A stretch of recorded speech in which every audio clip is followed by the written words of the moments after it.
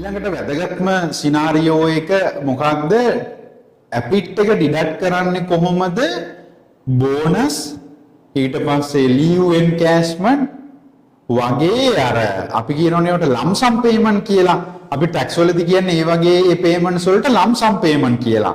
සමහරක් කම්පැනිස් වල sales target achieve කරාට පස්සේ එකපාර ගෙවනවා කමිෂන් එකක්. එතකොට ඒක රෙගියුලර්ලි ගෙවන එකක් නෙවෙයි නම් දැන් බෝනස් වගේ එකක් ගත්තොත් ඒක රෙගියුලර්ලි ඉන්න එකක් නෙවෙයි. ඒතර ඒ වගේ වෙලාවක කොහොමද මෙන්න මේ බෝනස් වගේ ලම්සම් පේමන්ට් වලට ඇපිට් එක ඩිඩක්ට් කරන්න කියන එක තමයි අපි මෙතනදී කතා කරන්න හදන්නේ. එතකොට ඔයා එකම දෙයයි ඔළුවේ තියාගන්න ඕනේ. අපේ ඉන්ඩිවිජුවල් කෙනෙක් ගත්තොත් ඒ ඉන්ඩිවිජුවල් කෙනාගේ ටැක්ස් කම්පියුටේෂන් එකේ ඇනුවලි එයාගේ ටැක්ස් කම්පියුට් කරන ෆෝමැට් එක මතකනේ. හරිද? ඒ ෆෝමැට් එකේ හැටියට ඕනෙම ඉන්ඩිවිජුවල් කෙනෙක්ට ඉන්කම් සෝසස් තියෙන්න පුළුවන්. Employment, business income, investment, other income වගේ අපි කියන ඒවට ඇසෙසබල් ඉන්කම් කියලා. ඊට පස්සේ ඒ ඇසෙසබල් ඉන්කම් එකෙන් රිලීෆ් ඇන්ඩ් ක්වොලිෆයින් පේමන්ට් අඩු වෙනවා. ඒ රිලීෆ් විදිහට දැන් තියෙන ලෝ එකේ හැටියට ඇනුවලි මාසිකව 1.50ක් කියන ඇනුවලි ලක්ෂ 18ක ටැක්ස් ෆ්‍රී ඇලවන්ස් එකක් තියෙනවා. එතකොට ඇනුවලි ලක්ෂ 18ට වඩා ඉන්කම් එක එක්සීඩ් කරොත් ඒ ඉන්ඩිවිජුවල් කෙනාට ටැක්ස් පේ කරන්න වෙනවා. මොකද එයාගේ ඇසෙසබල් ඉන්කම් එකෙන් ටැක්ස් ෆ්‍රී ඇලවන්ස් එක ලක්ෂ 18 අඩු කරාට පස්සේ ටැක්සබල් ඉන්කම් එකක් එනවා. ඒ කියන්නේ එයා liable income tax pay කරන්න. ඕක හැම වෙලාවෙම ඔළුවේ තියාගන්න. හරිද? එතකොට දැන් regularly ඔයා යම් ආයතනයක සේවකයෙක් විදිහට වැඩ කරද්දී ඔයාලට regularly salary එක හම්බ වෙනවනේ. ඒ හම්බ වෙන salary එක හිතන්නකෝ ඔයාලට හම්බ වෙනවා ලක්ෂ 2ක්. ඒතර ලක්ෂ 2ක් regularly ගන්න salary එකක් ගන්න ඔයාට අවුරුද්ද හිතන්නකෝ කම්පැනි එකේ previous year එකේ profit එක හොඳ නිහින්දා මැනේජ්මන්ට් එක ඩික්ලෙයාර් කරනවා ඔයාට 1 month bonus එකක්. ඒක 1 month වෙන්න පුළුවන්, 2 month වෙන්න පුළුවන්. ඒ bonus amount එක ඒක කීය හරි වෙන්න පුළුවන්. ඒක salary එක වගේ 3-4 ගුණයක් වෙන්න පුළුවන්, 5 ගුණයක් වෙන්න පුළුවන්, no issue. එතකොට ඒ bonus එක ගෙවන්නේ යම් certain month එකකනේ. දැන් උදාහරණයක් විදිහට අපි හිතමු bonus එක ගෙවනවා ජුනි මාසේ. හරිද? දැන් අපි හිතමුකෝ දැන් ජුනි මාන්ත් එක කියලා. දැන් ඔන්න සේවකයෙක් ඉන්නවා. හරිද? අපි හිතන්නකෝ අපි එක්සැම්පල් එකක් ගමු. මේක මාර වැදගත්. දාගන්න එකපාරටම ඔළුවට ගොඩක් ආයතන සාමාන්‍ය ලොකු කම්පැනිස් වල ඕක වෙන්නේ නැහැ.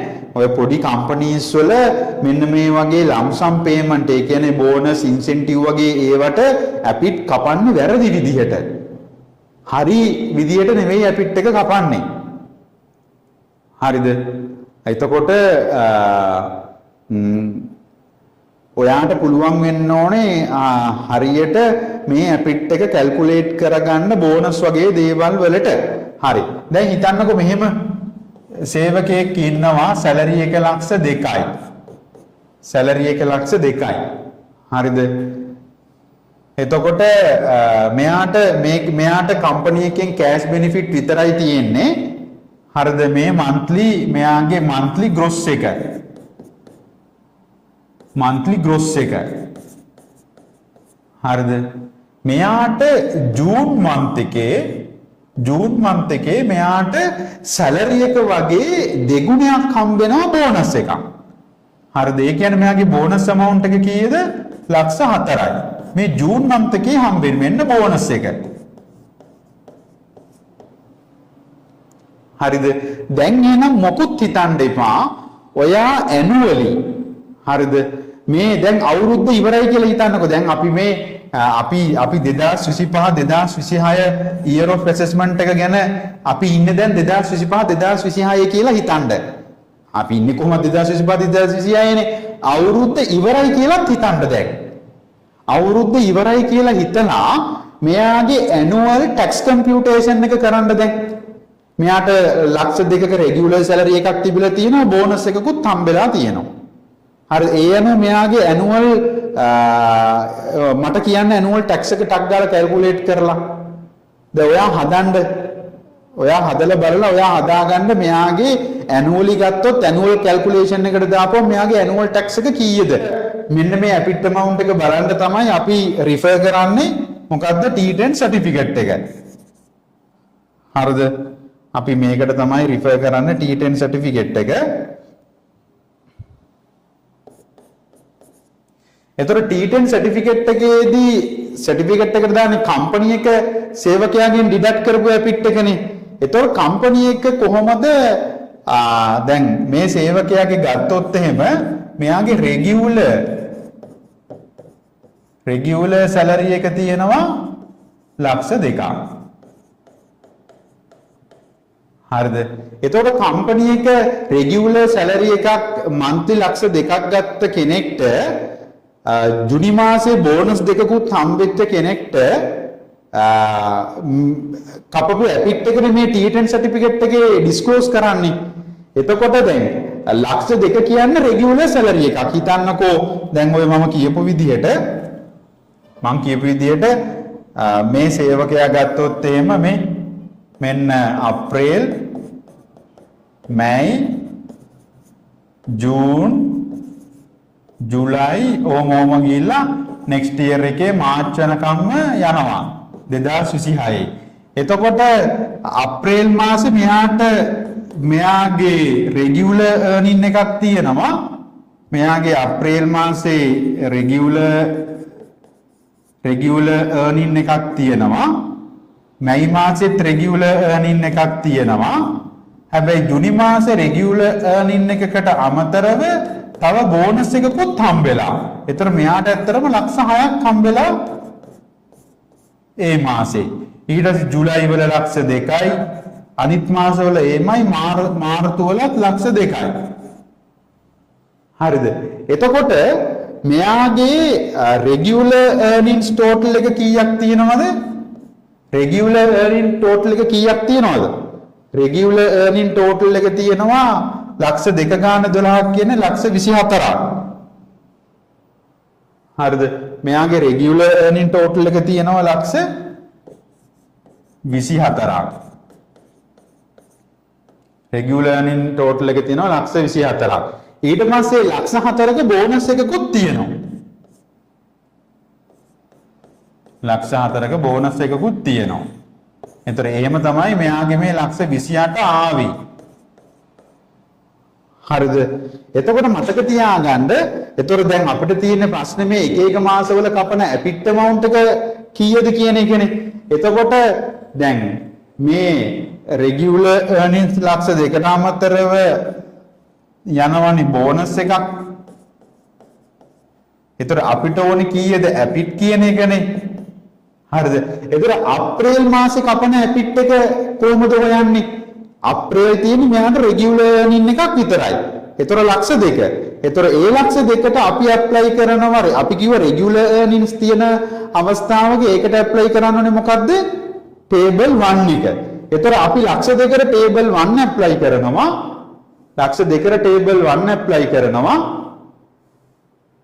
ඔයා අපිට ටේබල් වල ටේබල් 1 එකට ගියා නම් මෙන්න ටේබල් 1 එක ලක්ෂ 2කට ඇප්ලයි කරන්නේ කොහොමද?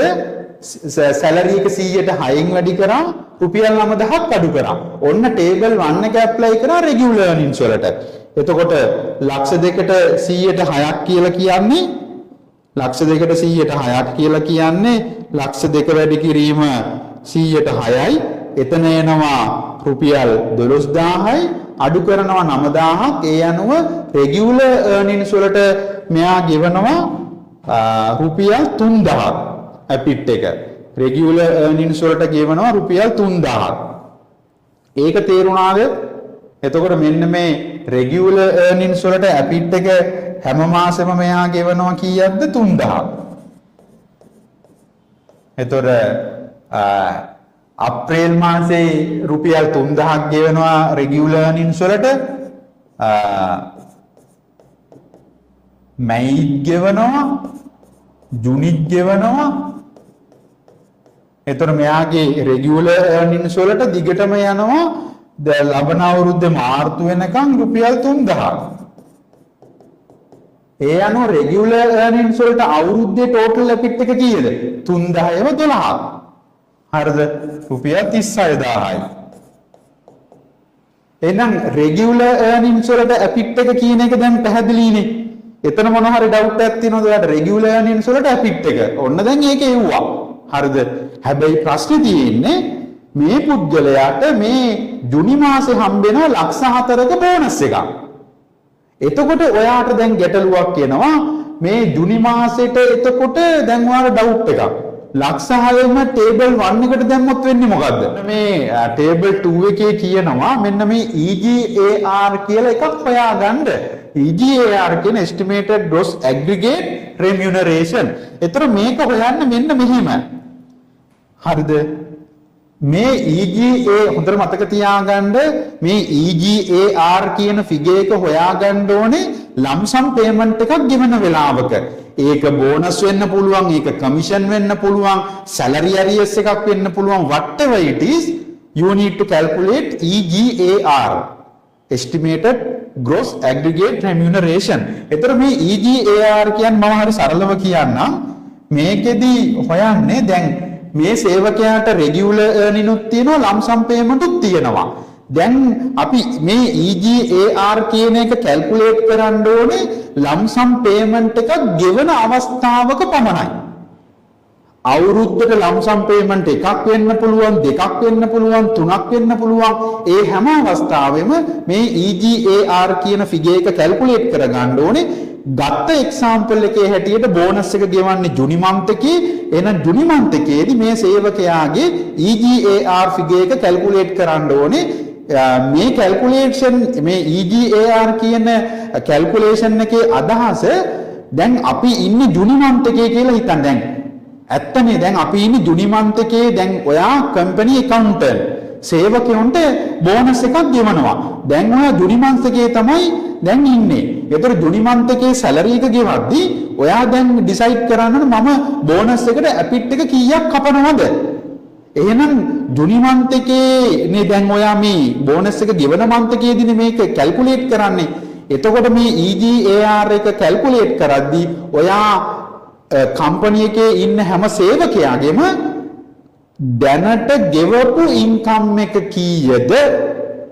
දැනට ගෙවපු රෙගියුලර් earning කීයද? ඉදිරියට ගෙවන්න තියෙන රෙගියුලර් earning කීයද? ඒ වගේම ගෙවන්න හදන ලම්සම් පේමන්ට් එක කීයද? ඔන්න ඔය ටික තමයි EGAR එක ඇතුලේ එකතු කරන්නේ. සරලව ගත්තොත් EGAR එක කියන්නේ සේවකයාගේ අවුරුද්දේ මුළු estimated income එක. එහෙනම් හරි සරලයි. මේ සේවකයාගේ අවුරුද්දේ total income එක මට කැටගරයිස් කරන්න පුළුවන් කොටස් දෙකකට already pay කරපු income එකයි payable income එකයි විදිහට. already paid කීයක් තියනවද? හරිද?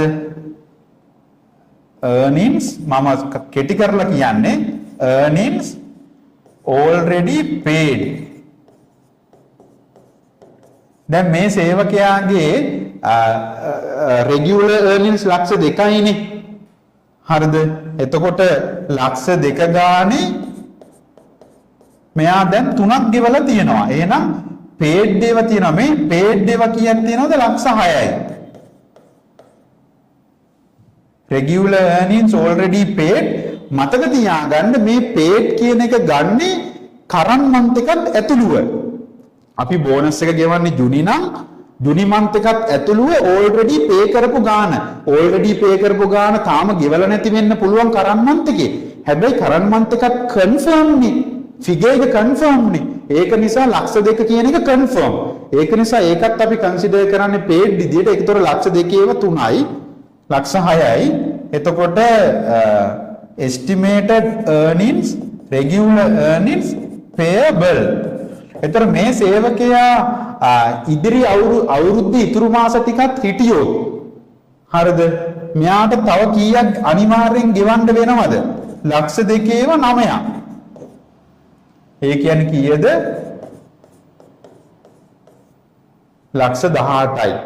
already ගෙවපු ඒවා තියෙනවා, ගෙවන්න ඒවා තියෙනවා. ඊට අමතරව මෙයාට දැන් ගෙවන්න හදනවා. එතකොට EGAR කියන්නේ මේ සේවකයාගේ මුළු accessible income එක ඇත්තටම. accessible income එක තමයි මේ EGAR කියන්නේ. ඒ කියන්නේ employment එකේ accessible income එක. හරිද? එතකොට ඒක ලක්ෂ 18ට වඩා අඩුයි නම් tax එකක් නැහැ.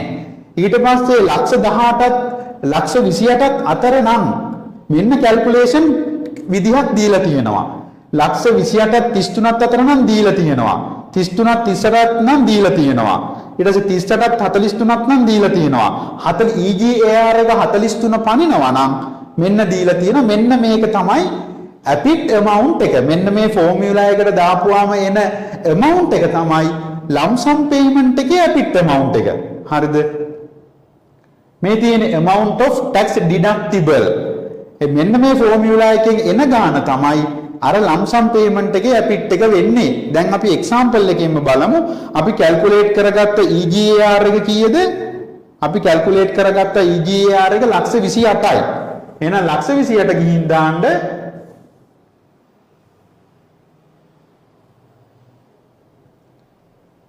හරි. මේ ලක්ෂ 28 අයිති වෙන්න මෙන්න මේ පළවෙනි කැටගරි එකට. හරිද? 1.8 සහ 28 අතරයි නම් කියනවා මේ බලන්න පටල ගන්න එපා. D කියන්නේ EGAR නේ.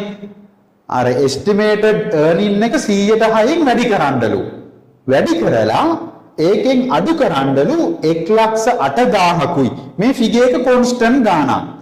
හරිද? 1,08,000කුයි ඒකට එකතු කරන්නලු දැන් අර EGAR එක 100%න් වැඩි කරලා එනවනේ යම් ෆිගර් එකක්. ඒකෙන් මෙන්න මේ ටෝටල් එකම අඩු කරන්නලු. ඒ අඩු කරන්නේ ඇත්තටම 1,08,000ට එකතු කරන්න ඕනේ මෙයාගේ රෙගියුලර් earnings වලට කපන APIT එක. හරිද? ඒක ලොජිකලි හිතුවොත් ඔයාලට තේරුම් ගන්න පුළුවන්. D කියලා කියන්නේ මුළු earning නේ. මුළු earning වලට 106 ගහපු ගමන් අර මේ රෙගියුලර් earnings වලටත් APIT එක කැල් වෙනවා. අන්න ඒ ඉම්පැක්ට් එක අයින් කරන්න තමයි නැවත මේ අඩු කරන්නේ රෙගියුලර් earnings වල APIT amount එක. හරිද? ඒක මේක ඔයාලට තේරෙයි එක්සැම්පල් එකෙන්ම. දැන් මේ බලන්නකො මේ ලොජික් හරිම සිම්පල් ලොජික් එකක්. මේ අපි අර EGAR කියලා කියන්නේ එයාගේ මුළු අවුරුද්දේ ඉන්කම් එකනේ. රෙගියුලර් earning plus bonus ඔක්කොම එකතුව. ඒ මුළු එකතුවට 106ක් ගහපු ගමන් මුළු ඉන්කම් එකටම දැන් ටැක්ස් උනානේ. අන්න ඒක ඇතුලේ තියෙන බෝනස් එක හැර කරන්ට් මන්ත් එකේ බෝනස් එක හැර ඉතුරු ඒවල ඉම්පැක්ට් එක තමයි මේ මයිනස් කරලා අයින් කරන්නේ. ඒතර රෙගියුලර් earnings වල APIT එක වෙනම අපි ගන්නවනේ. ඒ ඉම්පැක්ට් එක අඩු කරන්න තමයි මේ වෙනකන් ගෙවපු සැලරි එකේ APIT එක වෙනම අඩු කරා. ඉදිරියේදී ගෙවන සැලරි වලට APIT එක වෙනම අඩු කරා. already lump sum payment ගෙවලා නම් ඒක already කපලානේ. ඒකේ ඉම්පැක්ට් එක අයින් කරන්න ඒකත් එකතු කරලා මුළු ඔක්කොම අඩු කරා. ඒ අනුව එනවා APIT එක රුපියල් 24000යි ඒ ජූනි මන්ත් එකේ ගෙවන lump sum payment එක මත. එහෙනම් මෙන්න මේ බලන්න දැන් අපි ගත්ත මේ APIT එක අප්‍රේල් 3000යි මැයි 3000යි ජුනි රෙගියුලර් earnings වලට 3000ක් කපනවා. ඊට අමතරව තව කපනවා කීයක්ද? තව කපනවා රුපියල් 24000ක්. එහෙනම් මෙන්න බලන්න ජුනි මන්ත් එකේ APIT එක රුපියල් 27000යි. ජුනි මන්ත් එකේ APIT එක රුපියල් 27000යි. හරිද? ඒ අනුව මේ සේවකයාගේ මුළු අවුරුද්දේම රෙගියුලර් earning වලට 36000ක් කැපෙනවා. lump sum payment වලට තව කැපෙනවා කීයක්ද? රුපියල් 24000ක්. ඒ අනුව මුළු APIT එක රුපියල් 60000යි. මුළු APIT එක රුපියල් 60000යි. මේ රුපියල් 60000 නේද අපි මුලින්ම annually calculate කරපුවාමත් ආවේ. දැන් පේනව නේද ඒක එන විදිය. දැන් ඔය මොනවද APIT table දාන්න නැතුව නිකන් annually tax එක calculate කරා නෙමෙයි. Certified Executive in Practical Taxation. This is our lecture panel. Course outline. After you complete this course, we offer you certificate.